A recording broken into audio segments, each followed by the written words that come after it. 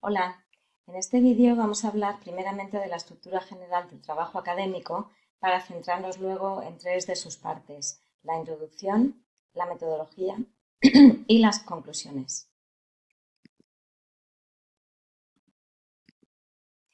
En la elaboración de un trabajo académico debemos tener en cuenta tres procesos: la planificación, la redacción y la revisión.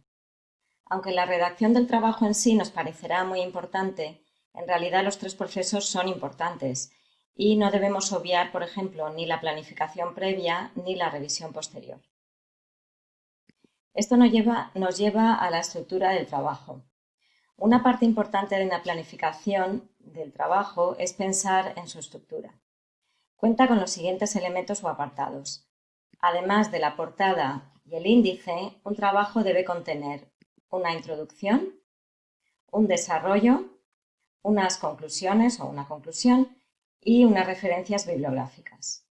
Algunos trabajos, sobre todo trabajos de fin de grado, incluyen también un resumen tras la portada o abstract en inglés, seguido de unas palabras clave. Tanto el número como los títulos de los apartados que conforman el cuerpo central del trabajo variarán dependiendo del tema y la modalidad del trabajo. Centrándonos primero en la introducción, las funciones que debe cumplir son las siguientes: describir muy claramente tu objeto de estudio, el tema que vas a abordar, es decir, el qué.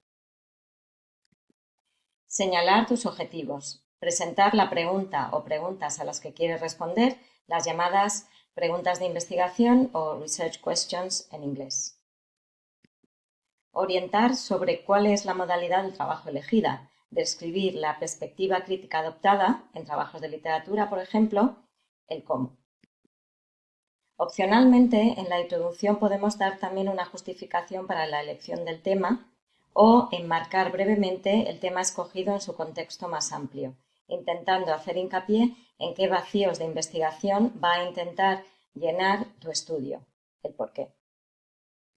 Y normalmente, al final de la introducción, se indica cuál va a ser la estructura, qué aspectos se van a tratar en cada apartado del trabajo. La introducción se sitúa obviamente al principio del trabajo, después del índice, y es seguramente lo primero que vas a escribir.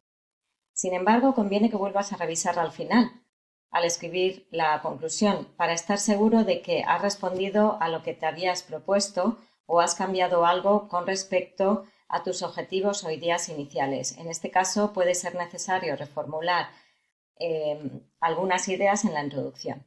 Es decir, habrá que hacerse preguntas como las siguientes: ¿has respondido a lo que te habías propuesto? ¿Has cambiado algo con respecto a tus objetivos o ideas iniciales?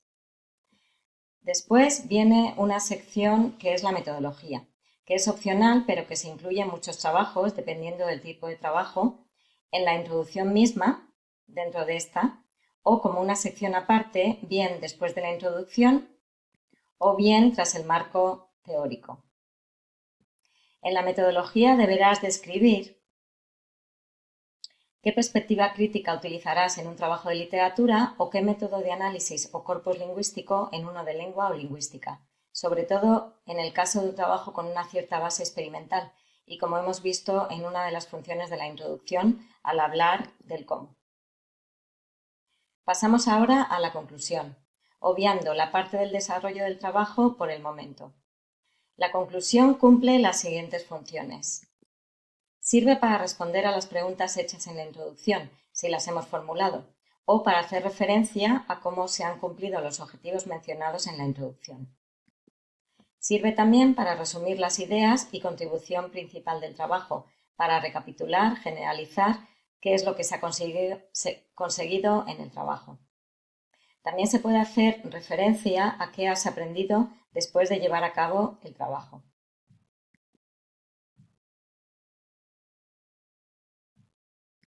En general, la conclusión es hacia dónde debe confluir la argumentación. Las principales ideas aportadas por tu trabajo deben relacionarse con el objetivo principal del trabajo. Ese objetivo, digamos que culmina en la conclusión, aportando las ideas principales del trabajo. Es decir, hay una relación muy obvia entre la conclusión y la introducción. como si volviéramos a retomar ideas que se han presentado en la introducción, al principio del trabajo. Por último, en la conclusión, opcionalmente, pero es verdad que se da muy a menudo, se pueden apuntar líneas de estudio interesantes para posteriores estudios dentro del tema tratado en el trabajo. Muy a menudo, por ejemplo, se habla de que no ha dado tiempo a contemplar ciertas ideas o líneas de estudio en este trabajo actual, pero que serían interesantes para un trabajo futuro. Son cuestiones que no hemos considerado al principio, pero que nos han ido surgiendo en el camino y nos parecen interesantes. Y eso es todo.